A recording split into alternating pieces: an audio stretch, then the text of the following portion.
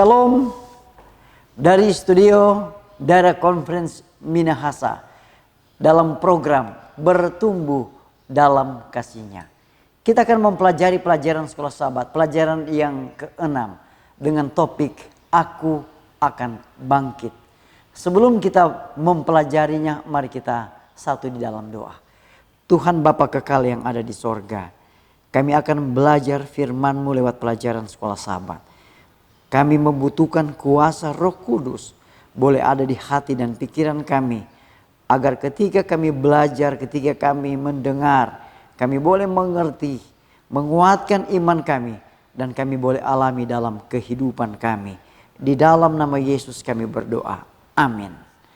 Kita akan melihat ayat tema dalam pelajaran yang ke-6 ini yang diambil dalam Perjanjian Lama dalam kitab Mazmur pasal yang ke-12 ayat yang ke-6.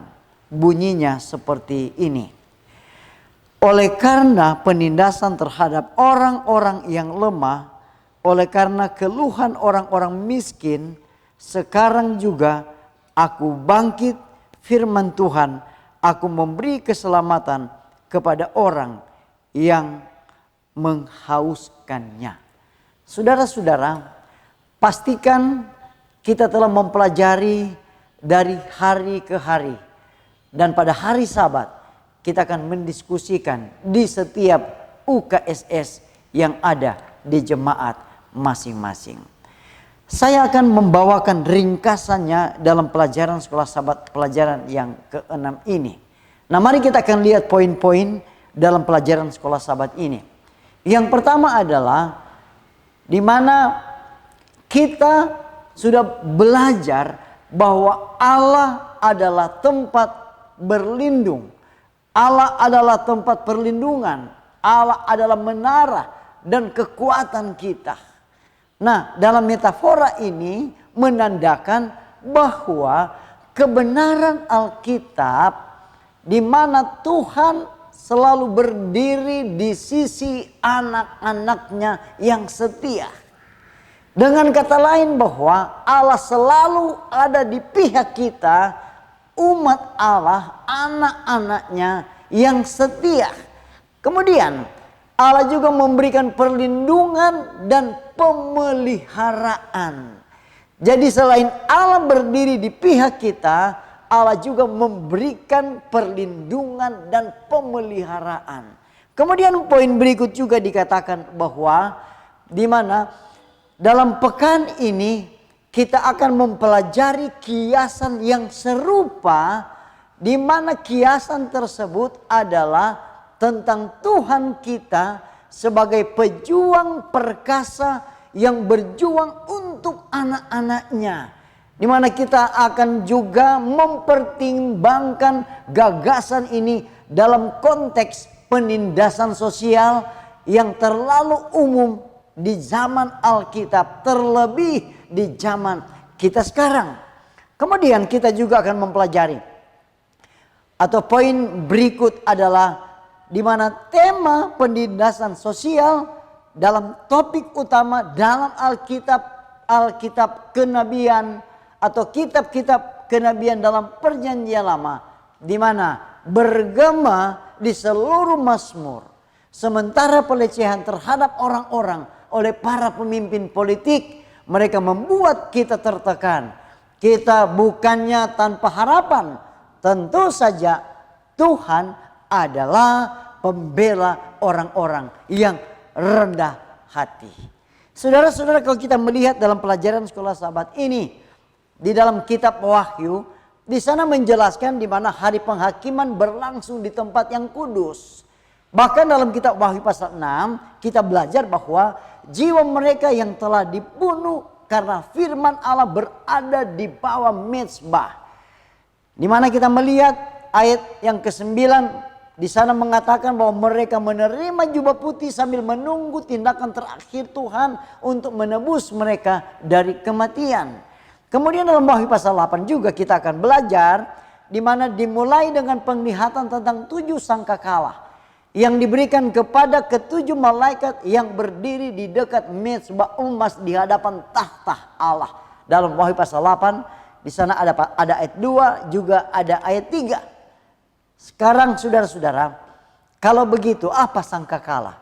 Sangkakala adalah simbol amaran dan hukuman atau penghakiman dari Sang Pencipta terhadap kekuatan-kekuatan yang telah menganiaya umat Allah selama berabad-abad dalam sejarah manusia. Kita bisa lihat, saudara-saudara, di mana ketujuh meterai itu dalam Wahyu pasal 6 dan Wahyu pasal 7. Nah, tempat kudus adalah tempat di mana Tuhan bertindak atas umatnya, atas nama umatnya, untuk menyelamatkan, untuk melindungi mereka dari para penindas mereka. Jadi bukanlah suatu kebetulan bahwa ketujuh tulah yang terakhir yang diberikan kepada ketujuh malaikat disampaikan dari bait suci, tempat penghakiman Allah. Kita bisa lihat itu di dalam Wahyu pasal yang ke-15 ayat 5 dan 6. Kemudian poin yang berikut. Jadi ketika kitab Mazmur mengungkapkan kepastian bahwa orang percaya dapat berdoa ke surga untuk pembebasan, pernyataan ini merupakan tuduhan serius terhadap penindas umat Allah dan sumber iman bagi yang tertindas. Mari kita pergi ke kediamannya, sujud menyembah pada tumpuan kakinya. Bangunlah ya Tuhan dan pergilah ke tempat perhentianmu, engkau serta tabut kekuatanmu. Kita bisa lihat itu di dalam Mazmur pasal 132 ayat 7 dan ayat yang ke-8. Kemudian yang kita harus melakukan semua dalam kekuatan kita, di mana untuk membantu dan mendukung yang membutuhkan. Contoh seperti para janda dan anak yatim dan lain sebagainya. Kemudian, tetapi kita harus menyadari bahwa solusi akhir dan lengkap untuk semua penindasan dan penderitaan akan datang dari sorga. Terakhir, dalam penjelasan ini dikatakan, kita tidak boleh tertipu oleh ide bahwa gereja dapat mencapai keadilan sosial di bumi, atau bahwa tujuan utama gereja adalah untuk memerangi perjuangan politik dalam upaya untuk memecahkan semua ketidakadilan di dunia. Masalah rumit seperti itu hanya bisa diselesaikan oleh tuan rumah. Kalau begitu, apa yang dimaksud? Iman kita harus difokuskan pada janji tindakan ilahi atas nama kita dan bukan pada kekuatan ilusi, kekuatan manusia yang merupakan cerminan terbaik.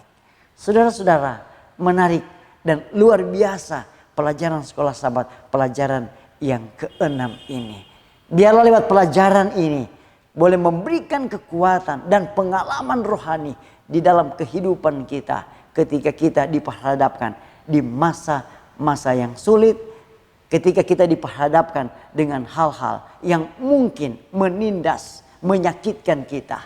Tetapi ada jaminan di mana Allah kita akan menolong, Allah kita akan memberikan jalan keluar di dalam berbagai hal aspek yang kita hadapi dalam hidup kita.